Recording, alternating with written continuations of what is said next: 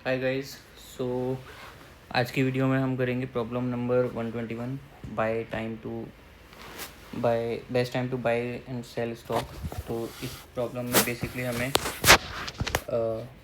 कुछ prices given है stocks के अलग अलग दिन, और इसमें हमें एक दिन एक पर्टिकुलर सिंगल डे को सिलेक्ट करके स्टॉक को बाय करना है और किसी एक दूसरा दिन सेलेक्ट करके उसको सेल कर देना है। तो हमें बताना है कि मैक्सिमम प्रॉफिट कितना अचीव हो सकता है। तो अगर हम नहीं कर सकते कोई प्रॉफिट अचीव तो इसमें रिटर्न जीरो कर देंगे। तो कैसे कर सकते हैं इस प्रॉब्लम को? लेट्स से हमारे पास ये एक एरे है 715364।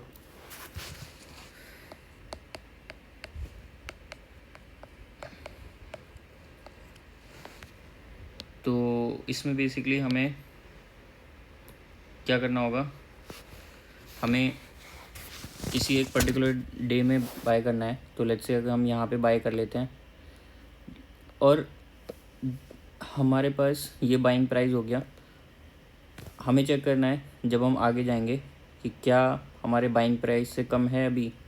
अगर कम है तो हम फिर से बाय करेंगे कि हमारा पिछला बाय वाला प्राइस गलत था, हमारा पिछला वाला बाय गलत था, तो बाय फिर से रिप्लेस करेंगे। और क्या इससे भी स्मॉलर है आगे?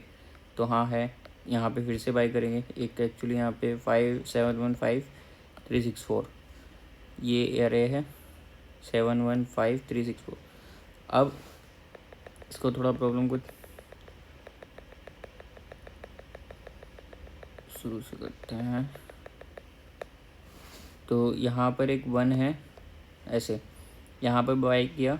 अब उसके बाद यहाँ पे हम आए, 1 छोटा है पिछले वाली बाइंग प्राइस से, तो हम करेंगे फिर से बाय कर लेंगे। पिछली वाली बाइंग से छोटा है तो फिर से हम एक बाय कर लेंगे यहाँ पे।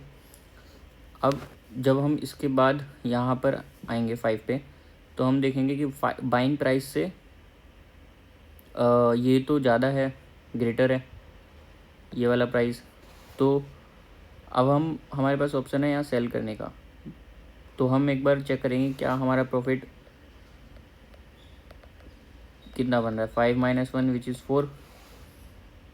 क्या यहाँ पर हम सेल कर सकते हैं? क्या यहाँ सेल कर सकते हैं? क्या यहाँ सेल कर सकते हैं? अब यहाँ पर ये हमारा बाइंग प्राइस पिछली बाइंग प्राइस से 3 ग्रेटर है। पिछली बाइंग प्राइस 1 थी और 3 ग्रेटर है।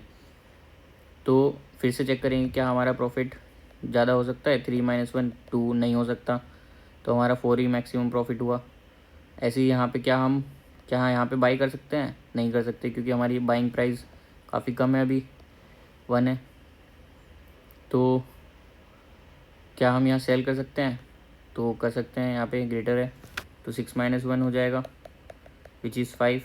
यहाँ पे हमारा प्रॉफिट ज़्यादा हो रहा है तो हमारा प्रॉफिट बढ़ गया। और ऐसे ही यहाँ पे 4 पे चेक करेंगे क्या हमारा बाइंग कर सकते हैं। यहाँ पे नहीं कर सकते क्योंकि 1 से छोटा है, ये 1 से छोटा है। और 4 पे हम सेल कर सकते हैं बट 4 - 1 3 आएगा, जो कि ग्रेटर है नहीं है हमारे पिछले प्रॉफिट से। तो इसका बेसिक लॉजिक बनता है कि जब भी हमें स्टॉक हम एक लेट्स से बाइंग प्राइस ले लेते हैं, पहली जो भी एरे में वैल्यू होगी वो बाइंग प्राइस हो गया। और फिर हम 1 से लेके प्राइस डॉट लेंथ i++ तक आइट्रेट करेंगे। और अगर प्राइसेस जो भी प्राइस है वो ग्रेटर होता है बाय प्राइस से, तो ऑब्वियसली बात है हम सेल करेंगे। अगर हमारा मान लेते हैं प्राइस कम हो जाता है तो क्या करेंगे?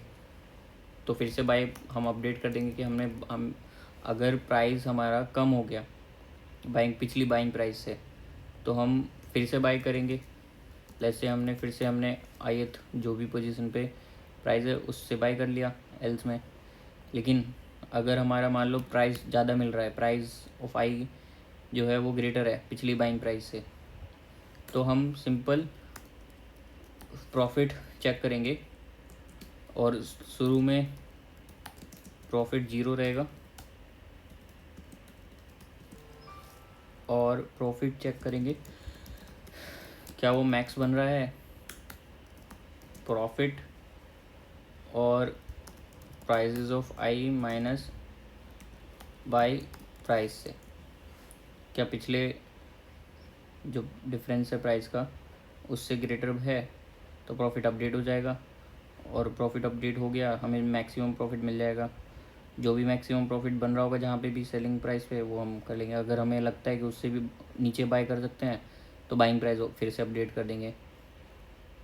तो फाइनल हमारे पास आ गया profit which gives us final result.